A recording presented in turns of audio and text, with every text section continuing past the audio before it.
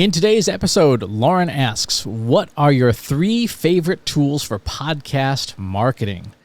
For the marketing of a podcast, newsletter, website, and word of mouth. Right? For the marketing itself of a podcast, there is no better tool to market a podcast than a robust email newsletter. Right? The ability for you to have a direct line to your audience, for them to ask questions, for them to reply to things, for you to remind them of the content that you're creating and cranking out all the time. Newsletter is it, right? I would go so far as to say that if you have a podcast and you don't have a newsletter, you have missed 50% of podcasting. Because for good or ill, across generations, across demographics, email marketing is still the reliable standby, right? When you look at all the other ways we try to market podcasts, very, very few other ways allow us direct contact with our audience, right? Everything else is intermediated by what I call C, somebody else's AI. When you post about your podcast on social, you're being intermediated by Facebook or Twitter or Instagram or TikTok. The algorithms of those sites are interfering with your ability to talk to your audience directly.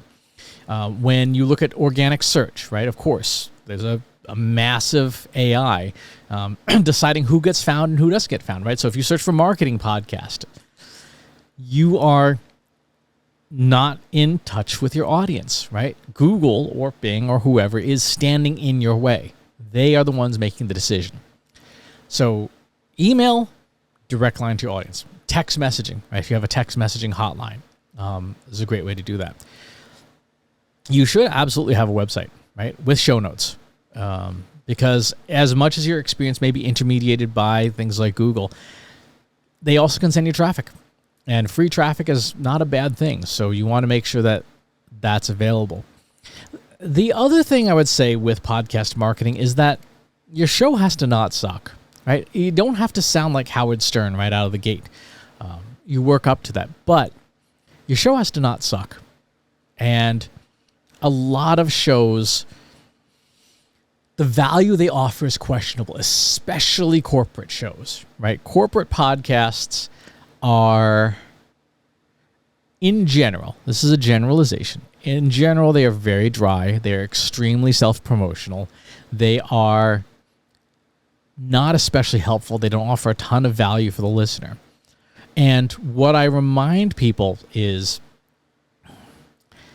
would you pay money to subscribe to your company's podcast?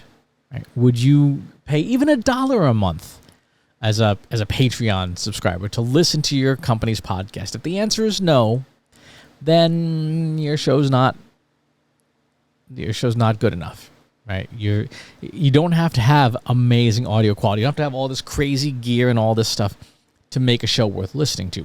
You do have to offer value. And that value is absent from a lot of podcasts, a lot of corporate podcasts, and a lot of podcasts in general. There's 2 million of them now, right? So not everyone's going to be hit. Not everyone's going to be that thing that you really want. But the quality of the show is your best marketing tool, right? The quality of the show and the value it provides, whether that's education, whether that's engagement, whether that is a community, whether that is entertainment. You got to have a reason why people are going to tune in. Because think about it. When you are podcasting, you are taking, earbuds, and you are asking somebody to stick you into their ear, right? That's a pretty big deal. That is a very intimate relationship that you're having with somebody else, right? An auditory and a visual relationship. When you're watching this video on YouTube, you are, as a communicator, you are engaged in a very intimate one-to-one relationship.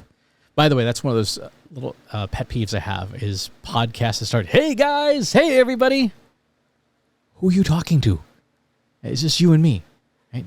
We generally don't listen to podcasts as a group activity. It's not like, sitting around the fireplace in the 1930s listening to the radio, the fireside chats. No, it's a very intimate one-to-one experience. So for me to say, "Hey, everybody," and you're looking around like, who's he talking to? Right? That's always comes across as weird. So that was to be my 3 tools: website, email newsletter, word of mouth. And the word of mouth is contingent on having a show that doesn't suck. And the king of the hill is email. If you don't have an email newsletter list, even if it's just a recap of, hey, here's what we talked about on the podcast this week, you need one. You absolutely need one. Do not run a podcast without it. So, really good question. Thanks for asking. If you like this video, go ahead and hit that subscribe button.